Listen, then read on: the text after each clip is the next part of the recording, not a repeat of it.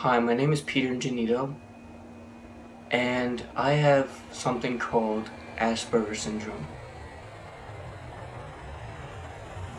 Asperger's syndrome is a developmental disorder that's on the autistic spectrum. It's like a really small form of autism, but there are some effects here and there that are noticeable and some not.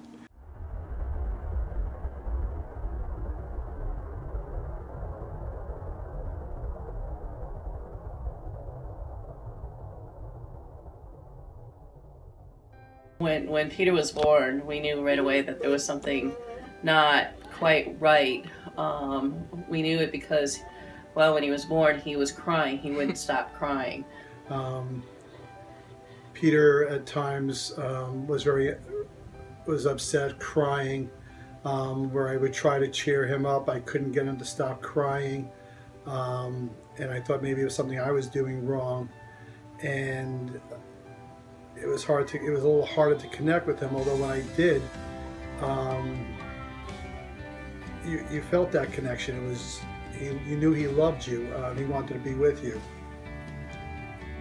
At a very young age, everything seemed very uncomfortable to me. Certain noises, certain textures. I wasn't really a fan of being touched.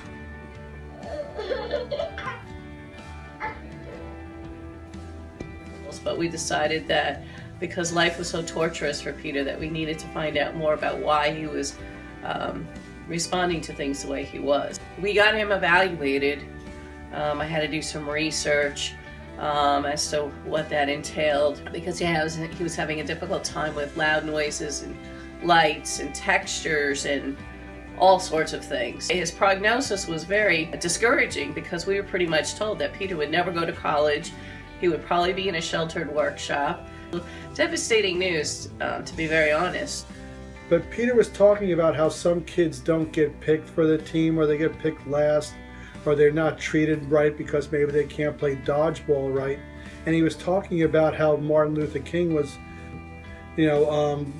civil rights and the cause, and how it was important that everybody felt included. I'm sure now, looking back on it, Peter realized at a very early age that he may not have been the same as other kids. I recall middle school being one of the worst days of my life. They knew he was pleasant, they knew he was cooperative, and they knew he was hardworking. However, for Peter, it was very difficult for him to transition. His first day at school, he walked into the cafeteria. He became overwhelmed and froze in his spot. Ms. Greco was my resource room teacher. At the time, you don't really think about who and who's not going to be really close to you. With all the transition issues that Peter was having, he had an angel on earth, as we call her, Miss Greco. When she noticed I was really stressed out in 6th grade, she did her best to make me realize that there are just certain stuff, and she would always tell me, Peter, no stress. She understood Peter pretty much from the get-go. It was just bottled up and stressful, and finally when he was able to express it, we had a meeting with Mom and Peter and I, and we really worked through it. She would make sure that I would be responsible for my own stuff, but also make sure that things would get done at the same time. I got a call from a producer, and she asked me to tell her about Miss Greco, and I burst into tears. And lo and behold, she got into the top 5. Able to go to the show, we sat in the front row, and we watched Miss Greco get interviewed by Kelly Ripa and Jimmy Kimmel. As a teacher, it's always nice to know that you've helped a child or, taught them something. But to have been honored and know that I made such a difference in a student's life was life-changing for me. Peter was instantaneously one of my favorite students. He walked in, big smile, very cheerful. On the spot, like literally the day before, I asked Pete if he would play his guitar and sing some songs, one in Italian, one in English. And it was like amazing. He came through.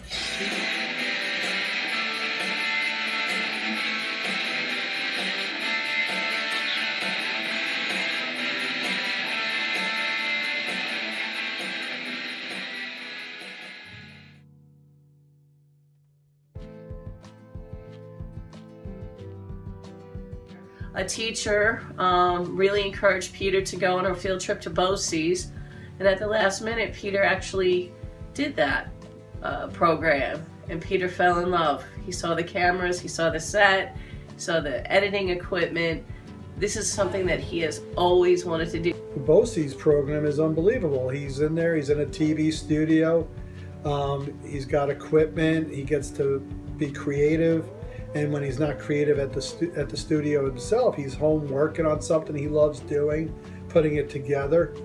So yes, he's a young man who knows what he wants to do, and he's willing to work hard to get there. But the growth that he's made from coming into middle school as a timid child to being an advocate for himself to announcing at basketball games to where he is today, it's just amazing. I know Peter has Asperger's. I know it's been diagnosed. But when I look at my son, I don't see somebody with Asperger's. Know each other. I was like, he's a really nice kid, you know? Like, he's such a likable person. I find that he puts other people before himself, and that's like a really nice thing to do. You don't find that in a lot of people. You know, he's really artistic and creative with what he does, his musical abilities. And like after school, you know, he's dedicated to the drama production and like his work and everything he does. It's amazing that I'm able to relive my past, my story. Although it seemed hopeless for me, it feels amazing at the same time that I was the kid that never went on a swing, never had the skills to make friends. I was never understood. The fact that I was predicted that my life wasn't going to be successful, like not graduating from high school or going to college. It's just amazing that I was able to defy these expectations. I never really looked at myself as someone with a disability, but someone who may struggle more than others. But at the same time, it's a strength for me.